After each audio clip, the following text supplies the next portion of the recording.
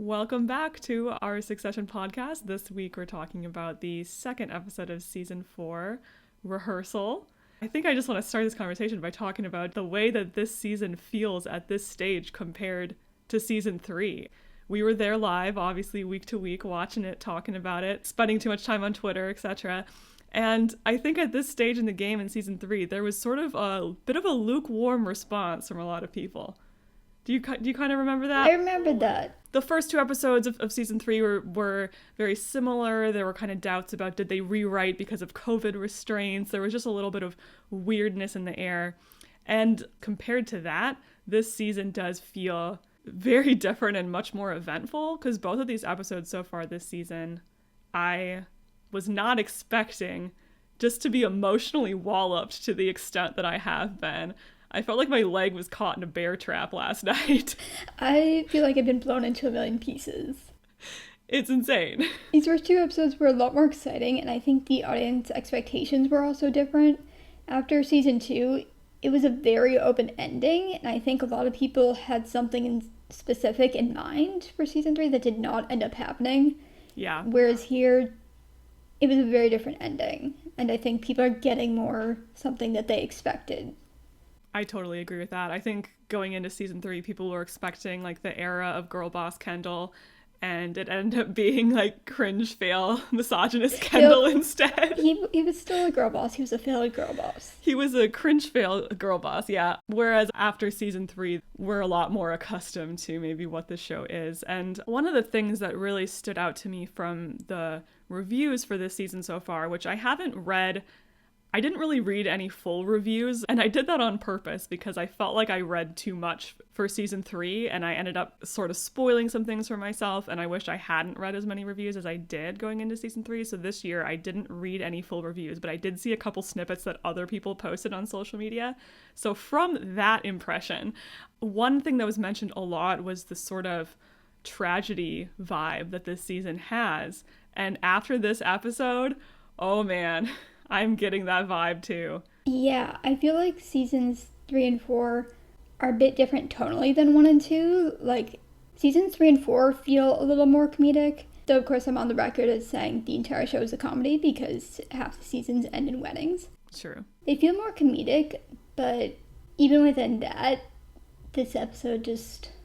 I mean, like I said, it blew me into a million pieces, and I keep feeling like it's the last season. Like, I know they were still deciding, but it keeps feeling very final. Like, there's not many more ways the characters can spin out from here.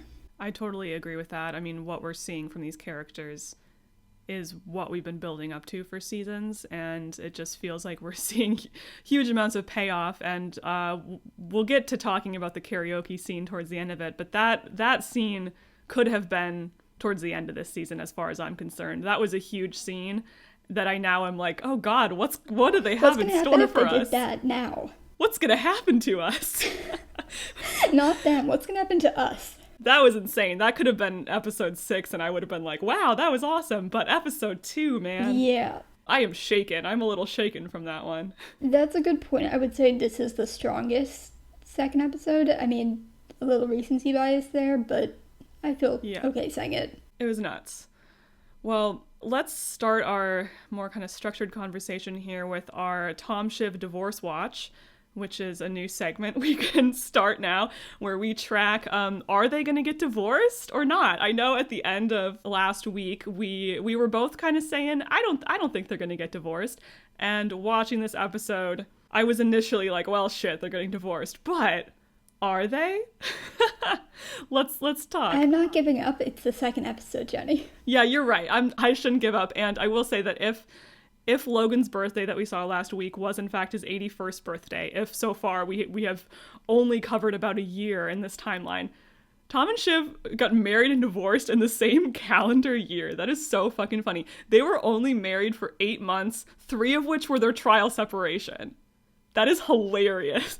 How can you not ship them? That is the first thing so far that makes me feel like, okay, maybe more time has passed. I do want to say it's his I feel like someone birthday. has to comment on that if it's true. Right. How has no one commented on that? How is Roman not going like, oh, you managed to stay married for 5 months. Good job, sis. Yeah, it's got to be at least a year. Yeah, I think it's got to be at least a year. Otherwise, it's just crazy for them. But this move that Tom makes obviously seems very harsh and very confrontational, and that's the way that Shiv interprets it, even though Tom tries to maintain that he wants to keep things amicable. But Lucy Preble, who's one of the writers for the show, said on this week's official Succession podcast that was really interesting and that I kind of agree with, was that this move from Tom could have been a way to try to block the divorce. Like, even subconsciously, just trying to like gum up the gears to that extent, slow things down. He doesn't necessarily want the divorce to go through, because what does a post-Shiv world look like for Tom? And I just thought that was a really interesting point. Yeah, I thought they explained on the pod very well how blocking this hurts both of them and is just going to cause the divorce to be dragged out. I also feel like it was an intention move. Like, he blocks the divorce, she has to call him and yell at him, and they can keep doing their banter back and forth. True. His reasoning didn't make any sense. So he's like, well, I thought you were gonna fuck me, so I just, fucked you first, that way we can be amicable. Yeah, I just preemptively fucked you. And there was a moment when I did feel a touch of sympathy for Tom, which he's been far from my sympathy so far this season, because we haven't really seen a lot of his headspace yet, and I am curious at what point we'll get there. But I do think about that scene in season 1 when he says his mom, who's a lawyer, called the prenup unconscionable, and then he goes, I don't know, it's a legal term, which is just such a funny line. That's like an all-timer line to me. I was thinking about her in this episode. Is he not going to use his mom as his lawyer? Wait, Shiv should use his mom as That's the power move. Conflict out his mom. Conflict out Tom's mom. I think we solved it. That's the counter power move. But yeah, Shiv's counter power move seems to just be trying to hurt her dad by going back to the table with Sandi and Stewy and saying, can we get any more money from this deal? It's an interesting motivation to see her do this in a way that is clearly very like emotion driven here. I also found it interesting that Logan did help Tom. I was a little skeptical at first. Logan doesn't like Tom. He literally only did this, I think, for the same reason Tom did, which was to get Shiv's attention. Yeah, the line later on when Shiv says, I got mommed, is very interesting and very telling when we think about this history of this family. Yeah, it's nice to have Caroline's presence kind of hanging over them this season. I don't really feel like I need to see her again for the final season. Just her impact is definitely there. Well, moving on to ATN, Logan goes in and spends some time on the floor and seems to be taking this very hands-on approach. He's commenting on fonts. He's reading people's emails over their shoulder, which was very interesting and seemed to be kind of an emotional reaction to this loss of power and control he has from selling the rest of his company, that ATN is now all he has left. So he's really kind of pouring all of that energy into this. Yeah, it was interesting to see Logan working. Like, we've only seen him do the deal side of things so far in the show. So Logan makes this quite rousing speech on the floor at ATN, which was really interesting because I think at first I was not expecting it maybe to go super well, but it ultimately did. He kind of showed that he has that mojo. People are into him. Everyone was cheering. I was cheered at home. I was like, go fictional Fox News. Yeah, we're firing. Let's kill the opposition. I was like, wait, what? He's good at speeches. The major sort of B plot of this episode is Kerry's ambition to become an anchor woman at ATN. And I really loved this inclusion here because it kind of made everything click into place for me with Kerry. I did want to know what she wanted. What is she trying to get out of this? And then suddenly it all kind of made sense. And I could have seen them playing it as that you could picture her actually being kind of good, right? From her personality and just the way that she presents herself. So the fact that she is so like earnestly wanting to be an anchorwoman and yet so bad at it honestly endeared me to her. Team Kerry. It really humanized her. Exactly. I loved this video just playing throughout the episode. I wasn't sure we were going to get to see it at first, but just seeing like Kendall and Roman bonding over it and just little snippets throughout were very well played, I felt. Logan seems to know that this is probably not going to fly, but he doesn't want to be the one to have to tell her, so he kind of pushes it off on Tom, who then is trying to read the situation and then pushes it off on Greg. I think Tom does eventually figure out what Logan's angle is in that scene in the kitchen. It seems like thinks, all right, I don't think Logan actually wants us to go forward with her, but it was interesting just to see Logan really push in that way. Yeah, I think Logan started pushing harder after Hugo's reaction and seeing just what a laughingstock she was. It was very classic Succession, the way Logan delegated it to Tom, who delegated it to Greg. I think 100% knowing this was going to go super badly and that the explanations he was telling Greg to use were bullshit. Yeah, Greg just got eaten alive in that scene. That was so funny. That was great. I thought it was also very interesting, Greg comparing himself to Kerry and the whole nepotism thing. Like, they've been treated completely differently. No one cares that Greg is a nepotism baby. Right. I mean, the family doesn't take him seriously, but it doesn't seem to have held him back at all. Kerry would be a laughingstock, and that would be all anyone said about her was, this is because you're fucking Logan. Right. Totally different situations to be their cousin versus a much younger woman who's sleeping with the boss. Yeah. Is that what Greg thinks of himself? There's still time, Greg. That was Tom's idea. He is like, Greg is basically my Kerry. Greg is just like Kerry. I thought the final scene in this episode between Logan and Kerry was very interesting and sad. I don't think Kerry says a single word. And it was very similar to Logan's scene with Colin last episode. He's literally just talking to a wall. And then we get to see Sandi and Stewy very briefly. Their plan is they want to vote no on the sale to Gojo, specifically to try to get more money from that deal. And Shiv is persuaded to join them just because she wants to say fuck you to dad again. So then she's trying to convince her brothers to get on that team as well. A fairly short scene with these guys, but we do know that at least Stewy will be back again, since we've seen a little bit of him in the trailers later on. So, but a little taste of Stewy.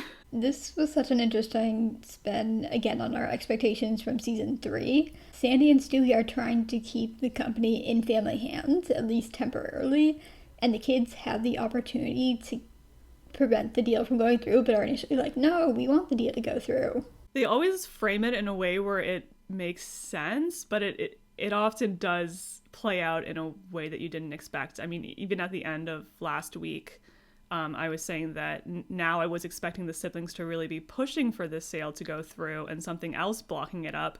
But now at this point, they're kind of the ones that are blocking it up again, but for a different reason that still kind of makes sense with their end goal. So it's very interesting the way that board just kind of gets set and reset, but it always kind of tracks.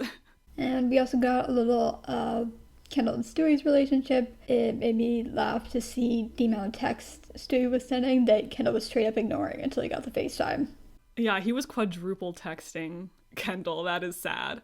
I did want to take the opportunity to tell everyone my Stewy theory, just because I know we're going to see more of him. And if I am right, then I gotta take my chance here. So the major thread that's left unresolved with Stewy is that he still does not know why Kendall backed out of the initial bear hug attempt in season 1.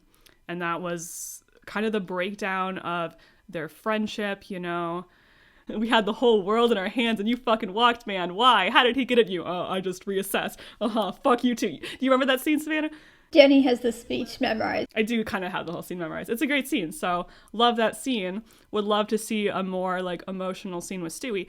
But my theory is that Stewy is actually in the perfect position to have already figured out that Kendall was involved with the death of the waiter, because he saw Kendall that night. He knew he was doing drugs. He knew he was kind of unhinged. He knew he had a bad experience with his dad that night. And he knew that something happened that caused him to back out of the deal.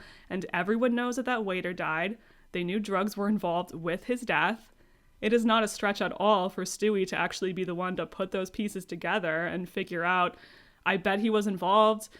I would actually love to see this scene play out in a way where maybe Kendall tries to confess this, and Stewy's just like, yeah, I know, I kind of figured it out, and I gave you a chance. I offered you the friend card, and he's like, you wouldn't tell me. Know? Too little, too late, man. That would be so sad, but that's what I want to happen. That's like my fan fiction approach to it. It would be too little, too late. Like, it doesn't matter if Kendall tells him now. The point was, you had the moment. You didn't fucking tell me. Yeah. You dropped the ball and screwed me over in business, and we weren't really that close anymore anyway. I don't feel like we're ever going to get that scene. I'm sorry, but it also makes it interesting for the podcast for us to make different predictions. Yeah. But I will continue to believe that Stewy might have figured it out. And I don't think they're ever gonna confirm or deny it either way. Deny it either way, yeah. Yeah, I could see it kind of going unresolved in some way, although I would really want to get some kind of resolution. We saw them hug in the trailer. Something happens between these guys. Yes, I'm excited for some sort of emotional scene with Stewy again, hopefully. I am very excited for that. Then Lukas Matsson calls Kendall a little later, and this is an interesting scene mostly because of Kendall's reaction to it. So Lukas makes it fairly clear, and I think the takeaway that kind of we're supposed to get as the audience is that he will walk. I don't really think he's bluffing, and I think that Roman and Logan are right. Do you not think that? I had a less clear read on the situation. I felt like he was scared. Like, making that call shows you're anxious and you're really dependent on this deal going through. That's true. That was my read that I felt might have been part of what was motivating Kendall. I also do feel like he was reacting emotionally and didn't like, being talked to that way. The fact that he didn't tell his siblings about the call also doesn't bode well. Like, if it was a purely rational decision, why not explain the call? Yeah, that's kind of what gives me pause, because I think that there's kind of two ways you could interpret it, and maybe it's a blend of it. It was weird for Lukas to make that call and shows like a level of desperation that could imply that it is a bluff. It might be business 101, There's really no way to know. But the fact that Kendall didn't tell his siblings, man, this guy just called me and he said this and he sounded kind of unhinged, and now I looked at the numbers and now I'm on board. The fact that he didn't walk through that thought process, that's what I'm thinking. This is something going on with Kendall, that kind of slow walk up the subway stairs. Yeah, there's something a little bit deeper and more like emotional going on than just, well, this guy showed his ass and now I'm on board with this plan, I thought the fact that Sandi and Stewy wanted this to go through, or didn't want it to go through, that kind of made me pause a little, since they don't really have reasons here to stop it. But I don't know, it is a huge risk, and I think regardless of whether or not they could get more money here, it's not the right decision for the kids emotionally to block this and keep blocking their exit, as Naomi said in season 2. Exactly. It clearly was emotionally motivated on Shiv's part, and it's a huge risk. They need some amount of money. The money they would get if the sale just went through would be enough, I think, to cover the Pierce deal with what they already have. So pushing it to this point does seem like a bad move. So Connor and Willa, this is the night before their wedding, and there are definitely some wobbles going on with Willa. I felt so bad for this girl. Oh my God. The way that Justine Loop played that short conversation with Roman and the other siblings was so funny. And I like seeing more emotion from her. I thought it was just really, really fun to watch. And I would have loved to have, followed her through the city on her adventures. Willa After Hours bonus episode. I would love to see that. I feel like this has been kind of a sleeper plot throughout the show. They have a lot of things that are like part of the theming of the show, but they aren't really actively commenting on or drawing your attention to it. That scene was heartbreaking at the beginning. I just felt so bad for her. We had said, and I know because I listened to all of our old podcasts before this season, we said, or at least I said, that Connor and Willa might be the healthiest relationship in the show. And we said that's not a high bar. It's not a high bar, but they at least kind of talk about their feelings, and they at least like both, I think, know what they're in this for. They both know what they are in this relationship for and what the other person is in the relationship for. Yes, it has seemed like a more openly transactional relationship that at least is honest, although we did see in the preview for next week that Connor asks Willa on their wedding day if she's just in it for the money. Which I want to pull him aside and say, what the fuck are you thinking? Don't ask her that. Don't ask her that. Don't make her Roy answer move that. To ask a question like that on their wedding day. Don't make her answer that question. Jesus Christ. So I think just on this note, there has been a little more, I think, discourse about Connor, because I think Connor is this kind of sad boy that's pretty sympathetic and people don't really criticize him as much. And I was really interested by an interview with Kieran Culkin this season, where he was asked to rate the characters in the show from like most evil to least evil. And with no hesitation, he said Connor is the most evil, which is hilarious. Such a Roman response. Very Roman of him. But the reasoning that he gave was pretty solid, that, you know, Connor has trapped this person in this relationship knowingly, has sort of made her stay with him to make her own dreams come true. And you know, Willa's kind of now ruined her shot as a playwright, ruined her reputation because of the fact that she got to bankroll her first probably attempt at a play. And it was shitty, because I'm sure it was. She hasn't had real experience. You know, she got a budget for this play, and it's like, well, now you look like a loser. Yeah, and like he doesn't want to fund any more of her works, but also if she walked away, then she would have no chance whatsoever at ever doing some sort of comeback. Where's she going to get that money? I kind of wanted to just broach one of the major themes and kind of questions that Succession makes me think about. And it's relevant to Connor and Willa, but it's also relevant to all these other relationships, which is the just inherent connection between power and abuse. And the fact that I think when a relationship has such a clear power imbalance, like with Connor and Willa, it is actually just easier to abuse that person than to not abuse them. It is often just the path of least resistance. I don't think Connor is intentionally plotting and scheming that he's going to trap Willa in this relationship. It's just kind of what happens when you have this much power and money.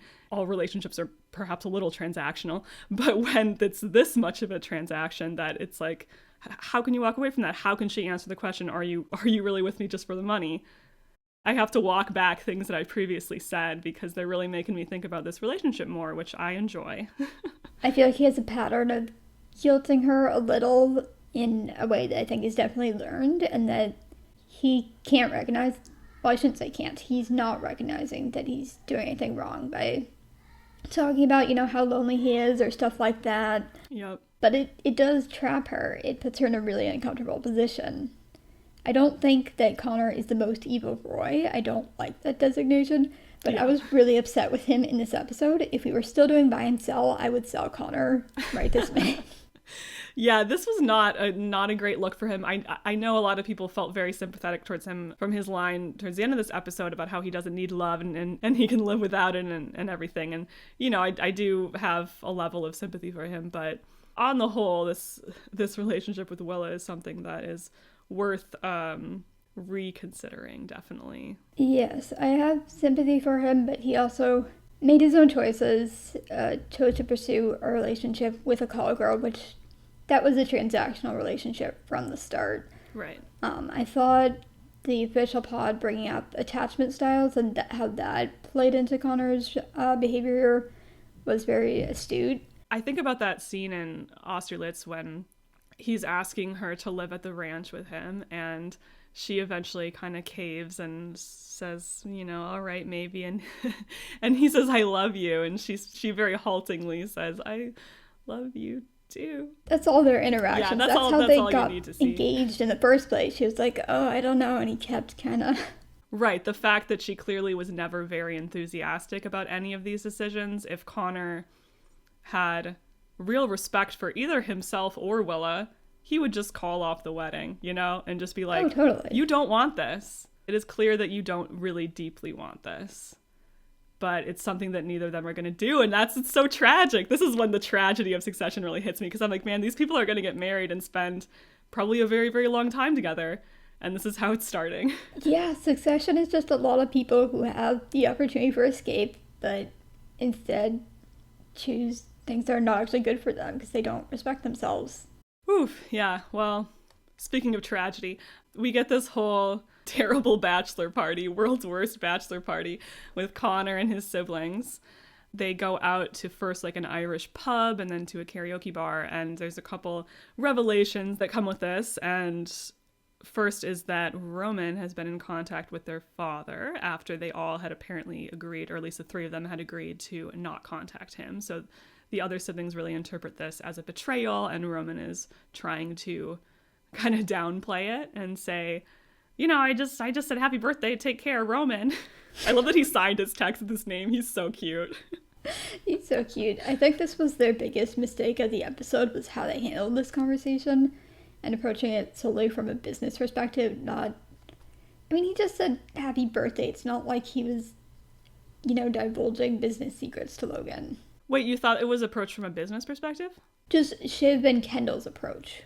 The way that they talked about it? I guess I didn't get that vibe. I thought it was more like we all agreed we weren't going to talk to Dad until he apologized to us. I don't know. I guess their anger to me felt like we're teaming up against Dad and you betrayed that. Not like there was no emotional concern. Okay. I guess I saw that as kind of cloaking that emotional concern. Is it just the way that they speak about things often has that kind of business approach. The versus approach, one of my favorite Always Sunny quotes, who are we doing it versus? It is one of the themes of the show that there isn't much distinction between the business and the personal, because they all work together, so they can't talk about these things without it also affecting their livelihood. I mean, quote unquote livelihood, they're all rich. But I love that you were more sympathetic to them here, and I was fully on Roman's side. I mean, I am kind of on Roman's side, but as we'll really get into later, but I guess I just saw it as being sort of an emotional reaction that the two of them were having. But yeah, the link between the family and the business is really directly named here. So Logan shows up to apologize, and it clearly is a very insincere apology. The worst apology. He just says sorry and then nothing. And it just bounces off all their faces. So just very well played. Yikes. I liked what Jesse Armstrong said in the after show for this episode, where he was very clear, at least in the way that he read the scene and his interpretation of it, is that this is just a move for Logan, that he is not really feeling sincere at all, which I thought was harsher than I would have necessarily expected, to say that he really wasn't being sincere, like even a little bit, even about his birthday party, because like we know he's been sad is the thing. Yeah. Like we do know that he has been sad and lonely without his kids, but yeah, I think that just the way that he expressed that here was only really for the benefit that he thought he could get from it. Yeah, I think the timing is the most suspicious thing. And I think there's a way you can say things that are actually true that's not sincere. Yes. If you're saying it to get your kids to back off and let you push this deal through, then it's not sincere, even if that is actually the truth. Like, I'm not sure how much the kids can even believe that because of the way it's being presented to them. I also found it very funny how he brought Kerry in with him in this scene. It reminded me of when he confronts Kendall about his involuntary manslaughter, and he just has Marcia there in the scene. And her son. Marcia and her son. There is the fact that her son, saw Kendall or whatever, but he didn't need them in the room to have that conversation with Logan. It was Kendall. It was totally an intimidation tactic, and one that we're seeing he does again and again. Yeah, having Kerry here was definitely a choice, and it kind of gave all of them, but especially Roman, someone to kind of direct some of their vitriol towards, because Roman had no problem throwing little daggers at Kerry in front of his dad. That's but true. He would never say a word against Logan, which is so interesting. Yeah, she's a little shield. And we have seen in some private scenes with Logan and Kerry, as well as Logan and Marcia, that Logan is not as strong as he appears and does often need that emotional support. He will let kind of one person in at a time, and right now it's Kerry, and she's the one that knows that he's sad on his birthday and would love to hear from his kids, and knows that he needs a little bit of emotional support to go in and talk to them about this. The way that they really directly called back to things that happened at the end of season 3 in Italy was really interesting, and I thought really showed just how impactful that was in their lives. It's been months, but Roman was the one that initially brought it up, which I thought was really interesting too, when we think about him as being a non-confrontational character, that he was the one that initially said, if we're going to do this, we have to talk about what happened in Italy. And he said it in a very kind of halting way. He was very nervous to bring it up, but he was the one that initially broached that topic. Yeah, I thought that showed a lot of emotional intelligence. It also made me very sad. Like, Shiv and Kendall, as you said, are very direct. They quote things that Logan said right back to him. They're being very aggressive about it in a way that I think is maybe good for them. Roman isn't looking Logan in the eye when he just says like what happened with mom in Italy. He doesn't even say anything explicit, which really broke my heart.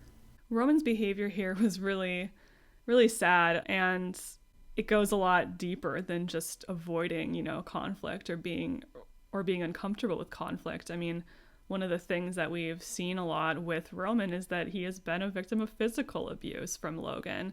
We saw it on screen, and then we got another confirmation here from Kendall that it used to happen with some regularity when he was a kid. When we saw Roman get slapped, it was for something that Shiv did. Yeah. It was because of something that Shiv did that upset Logan, and he hit Roman. So for them to be like, you're afraid of conflict, when Roman, like, not to get on my Roman stan soapbox here, but like literally he is often the one that is getting punished for things that his more confrontational siblings do, just because he's there and he's an easy target. On this one, I have to agree with you 100%. Roman is the punching bag. I do suspect that Kendall might have also experienced some form of physical abuse with Logan, just from his physical discomfort about Logan, the way we see him kind of step back when Logan yells. Shiv is very physically comfortable with Logan, but it is a fact that the only person we've seen get physically abused by Logan out of the siblings and heard about is Roman. They're being very minimizing, I think, in the way they're talking to him about Logan. They have not been really trying very hard to keep Roman around, if that is indeed what they want to do. They haven't. They are taking him for granted. And another thing I will say about Connor, he really upset me in this particular scene. It kind of highlighted even more the separation between them, because not only did he not back them up, he was saying, oh, just Dad's sorry, he loves you, stop being brats. Yeah. But they didn't seem to care that much that Connor wasn't backing them up. Like, they seemed annoyed. But compare it to Four on the Floor, when Kendall kind of gets Roman in trouble with Logan, and Roman is like, come on, man. He's like tearing up when it happens. We don't get that kind of response here because they don't expect Connor to protect them. Their relationship kind of has a different level of closeness and expectations, and just the situation of it being there's more of them in the room kind of against Logan in this scene as opposed to Bore on the Floor, which was like an authoritarian psychological nightmare. Love that scene. A classic. Kendall in this scene actually only brings up things that Logan has done to his siblings and doesn't talk at all about himself. As usual, it's like Kendall won't talk about, hey, remember how I killed a waiter and you made me feel bad about it, but you don't actually care. You will talk about how Logan doesn't care about the cruises scandal. Yeah, how you completely capitalized on that to get me back under your control and emotionally blackmailed me and made me cut ties with my other family members and made me go to his house as an extra form of punishment because I said something kind of rude to you about your new girlfriend. Insane. But Kendall thinks he deserves all of that. I know. That it's just the wrong love expression when it's him. I know. He doesn't see it as abuse, I think. Yeah, he can only see it when it's other people. Yeah. Which is very sad, and also feels unfair to his siblings, that he's bringing up things they might not necessarily want brought up in that conversation. Yeah, it did kind of feel like a little bit, I don't want to say pawn, that feels maybe too strong, but kind of a pawn, where he points out things that are really fraught and painful for Connor and Roman and things that they clearly do not want to discuss because they immediately minimize them. So it was a little bit painful to watch that. Whereas Shiv, I think I have always had some respect for Shiv. We can say there probably were some, differences in the way that she was brought up as a girl, as the youngest. She probably has not been treated as harshly as Logan, for sure. But she is really the only one that will consistently confront Logan about things that he did to her. Yes. She has almost no problem doing that. I mean, she does it here. She did it after the shareholder vote in season 3 when she says, hey, remember when you yelled at me in front of everybody? And that is a trait that's really interesting because Logan doesn't really take her seriously enough to really push back on it when she does do it.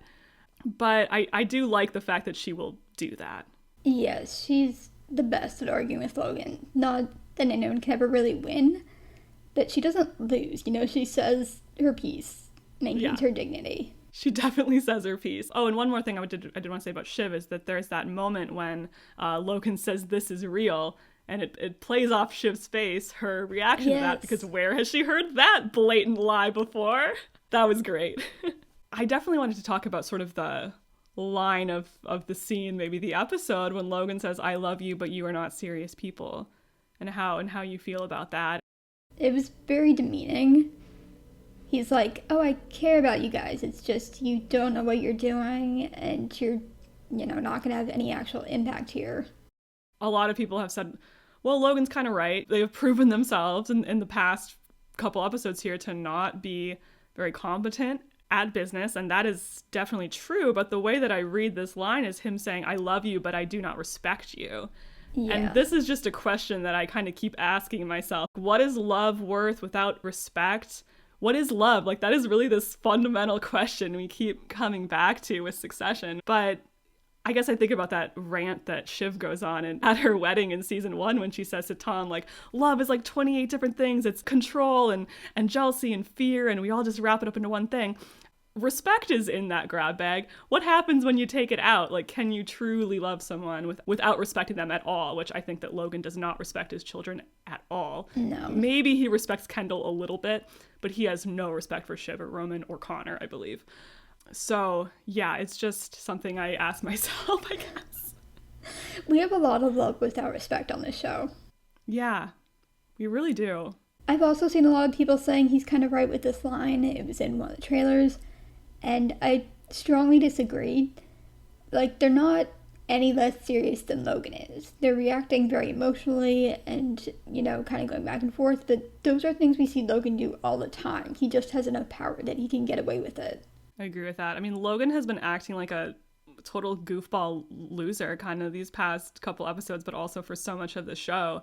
And so much of what he's doing is pretty similar to what they do when they're given the chance. And Shiv and Kendall even said in this episode that they think that this move is something that Logan would have done in his prime, which I love when they refer to that, their mythologized image of who their dad once was that, I don't know, might have been somewhat impacted by the fact that they were children, but I won't speak to that.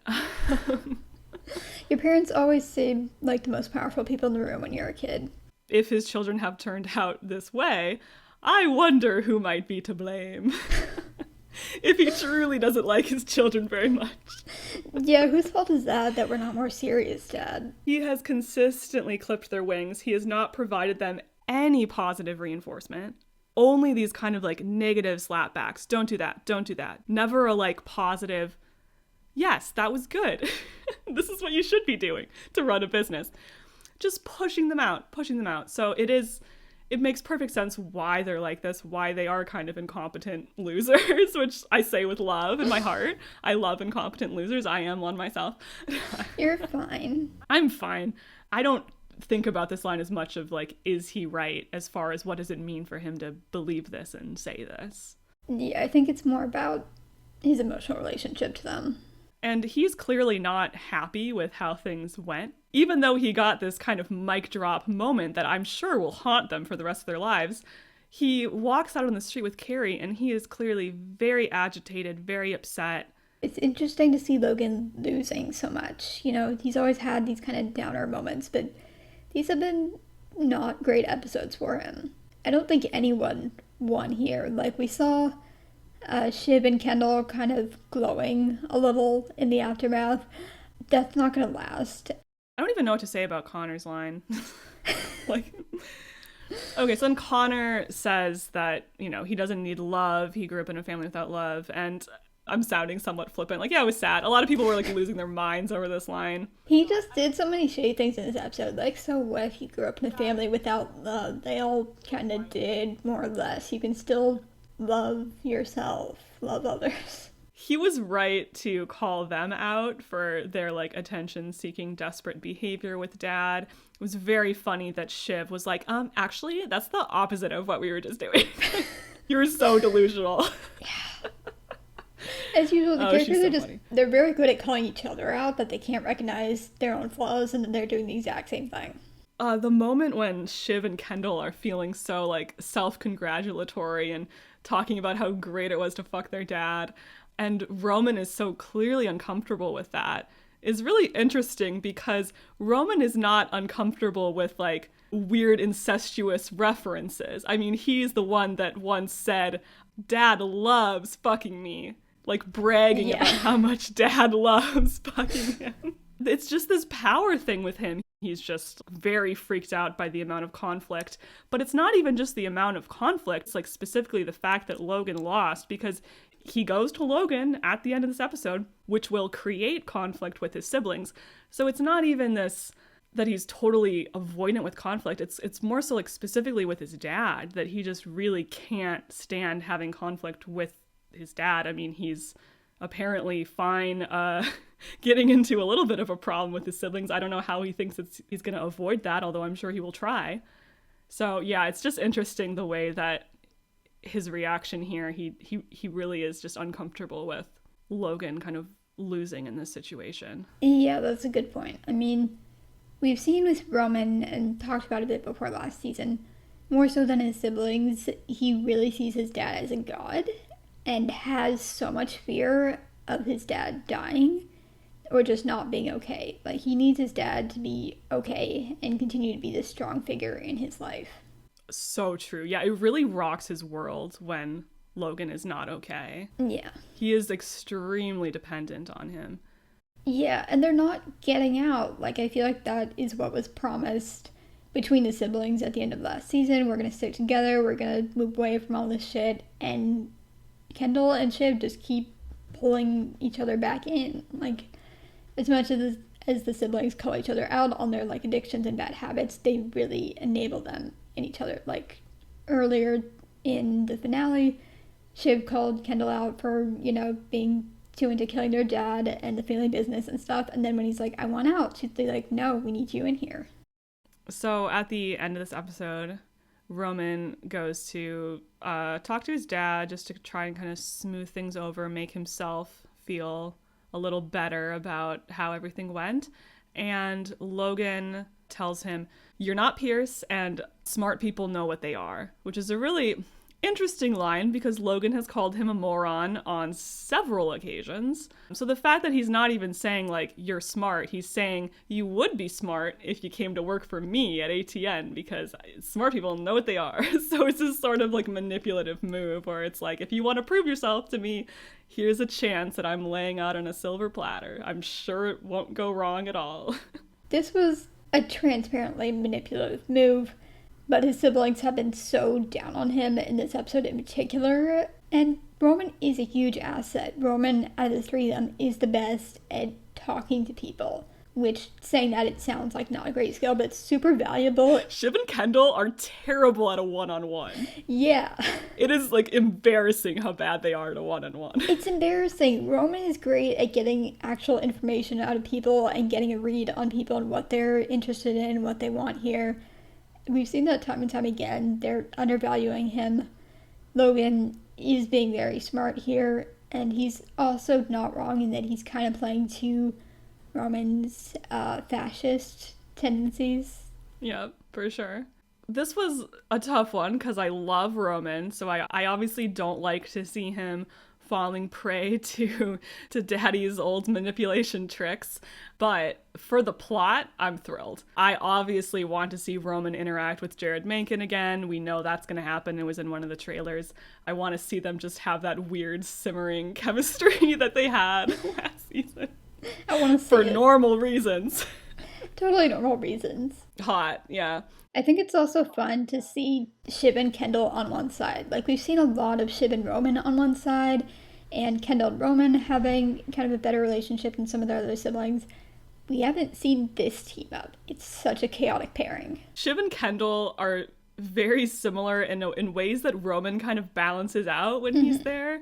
So just Shiv and Kendall just bouncing off each other with no buffer is such a fucking mess, but I kind of love it. Yep. I am admittedly very excited to see Roman go back to his dirty little ATN deals.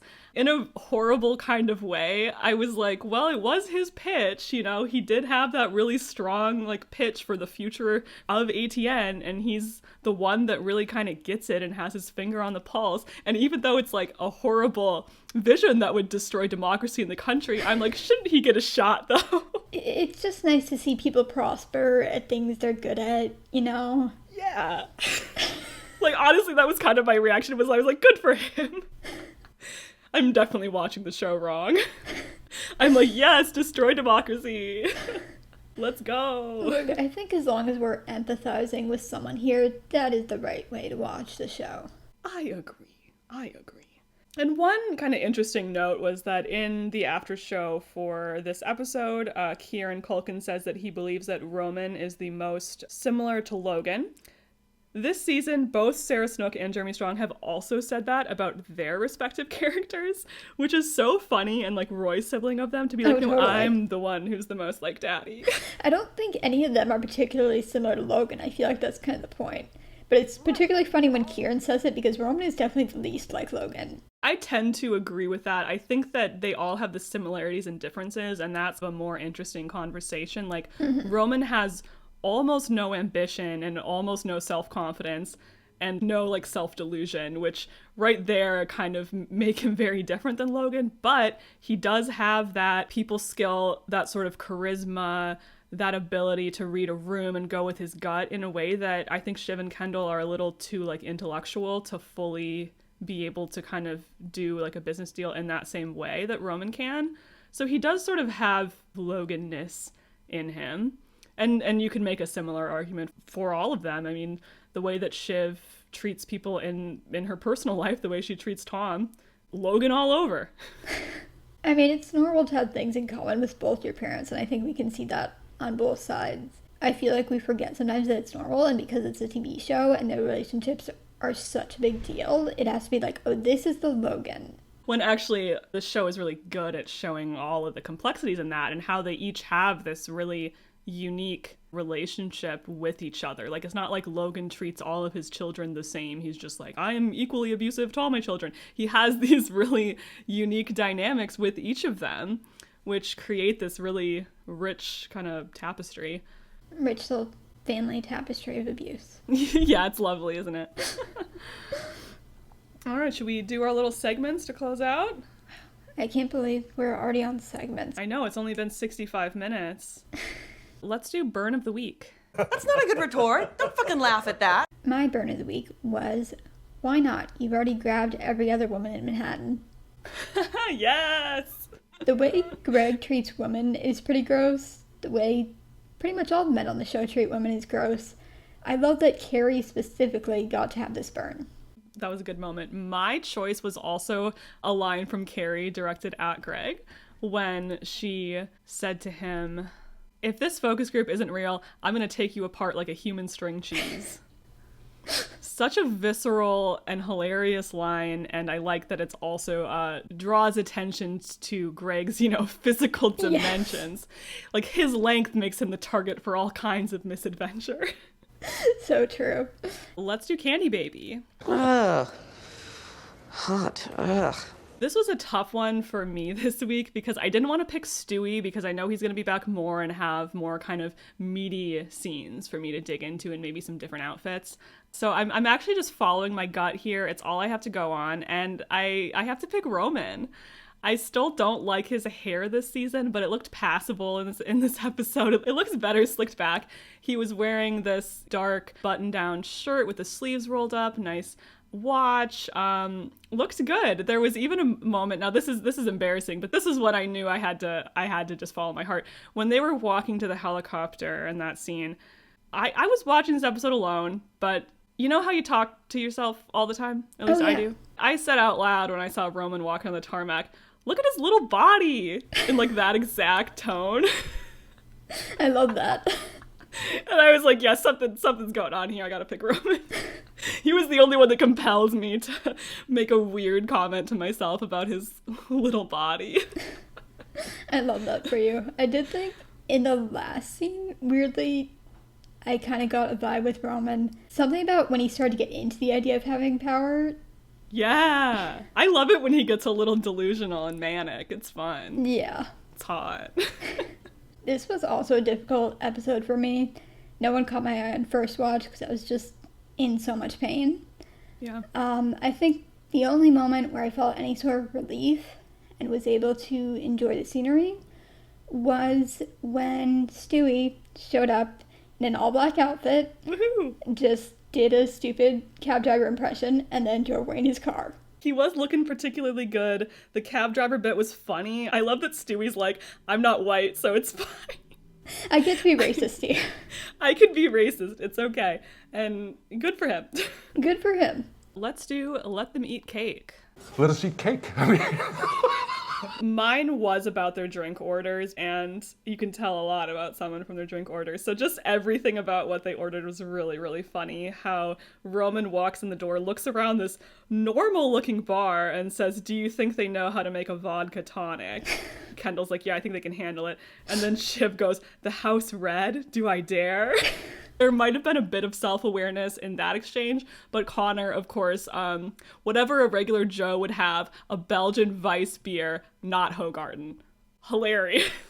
I do like beer. I'm a beer girl, and if I am at a bar where they don't have any craft beer, I would get a Belgian wheat beer, like a Blue Moon or something, you know what I mean? So the fact that that's like his regular Joe order, when to me that's my like, well, I guess I have to slum it, but I don't want to totally slum it order. Just the fact that Kendall was like, no, I got this, guys. I have been to regular bars. I'm an expert at slumming it. The savior here as the addict who slummed it a lot. Yes, they can get you that. They can get you that. That was really funny. That was great. Let's do best line. words are just, nothing. Complicated airflow. My choice for best line was what Shiv said about Logan. Same. Just because you say it doesn't make it true. Everyone just fucking agrees with you and believes you, so it becomes true. And then you can turn around and say, see, I was right, but that is not how it is. You're a human fucking gaslight. Ooh, I did not sell the exact like delivery that Sarah Snook, future Emmy Award winning actress Sarah Snook, really nailed that line. Everything about the way that she delivered it, that tense like anger that she has.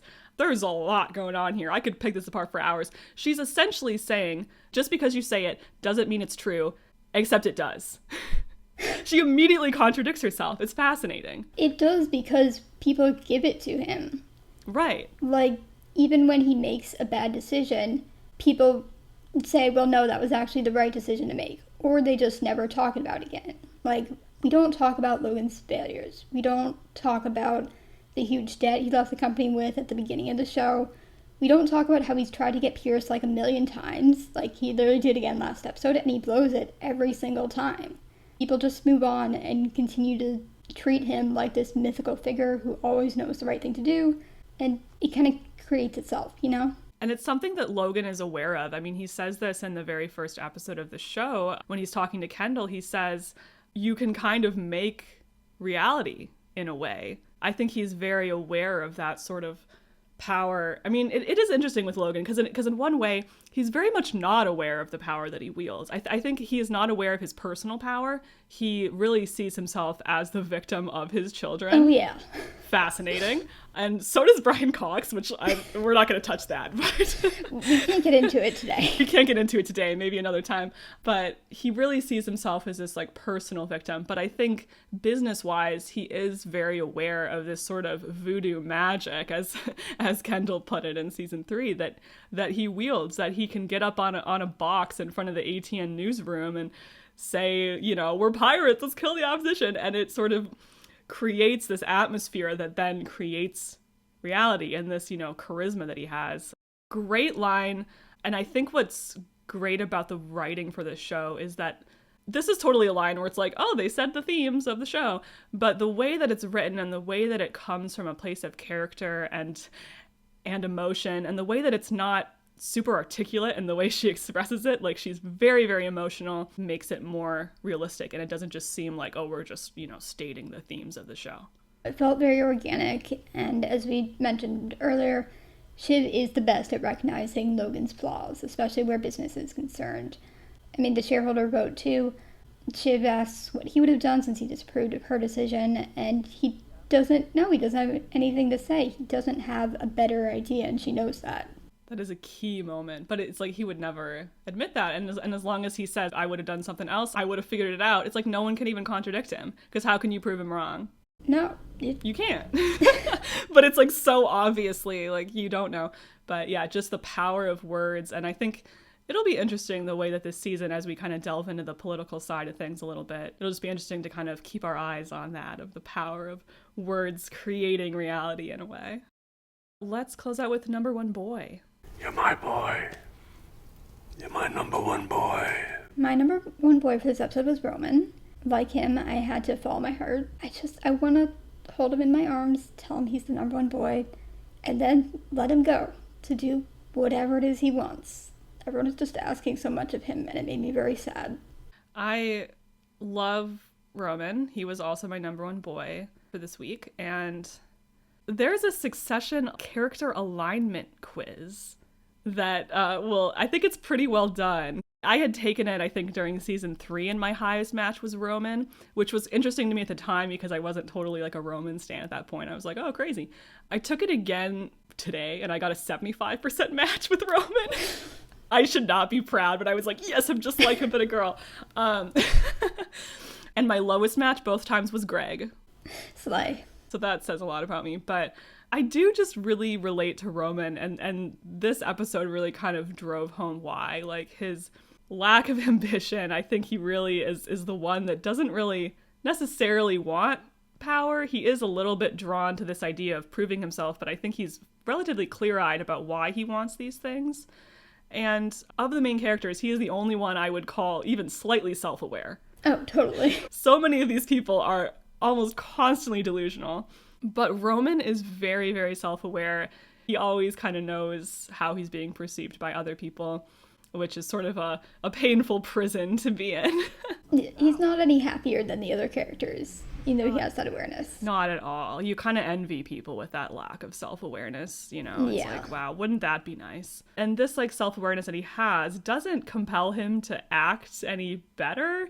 It's like maybe a certain level of freedom. Roman, I think, is driven by doing whatever I have to do, whatever's kind of easiest, whatever's going to make me feel the best. I think he doesn't feel driven to do good things, but he feels driven to certain people. I think is more his issue, even if they're not always the right people. He feels a certain obligation and concern, and that's where he gets stuck. Well, absolutely. Like with Logan, he loves his dad a lot and is, I think, very aware of that fact and very aware of just that is a liability for him, but he doesn't really act any differently because of it. He's just like, well, that's my life.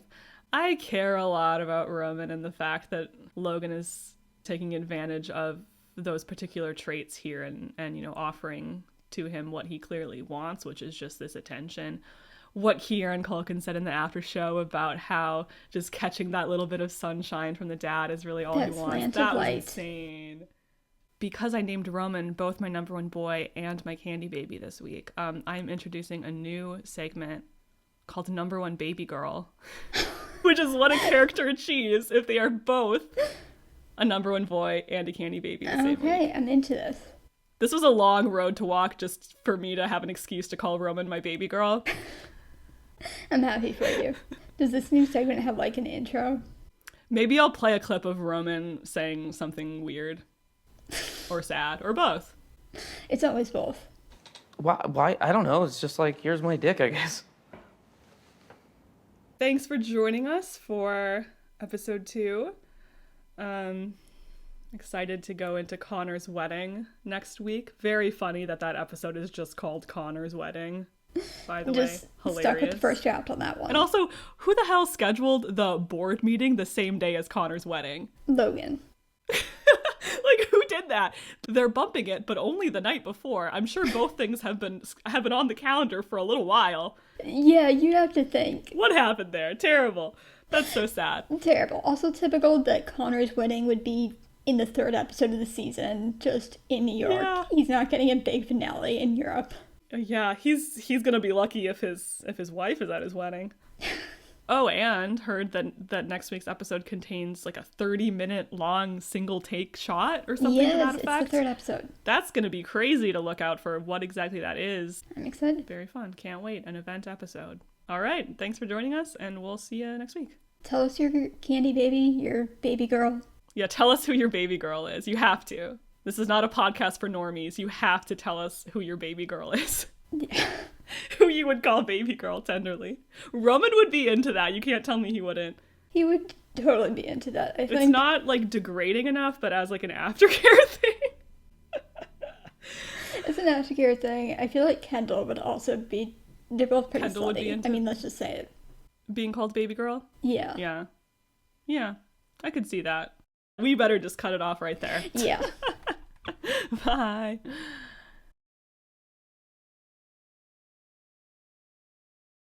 Oh, I love that Roman referred to Tom as Twin Cities Tessie. Yes. Can you I start thought of calling you me with that? that line. And his thing about milk. Yeah, it smells like dairy. I'm like, okay, you didn't have to come for us that hard.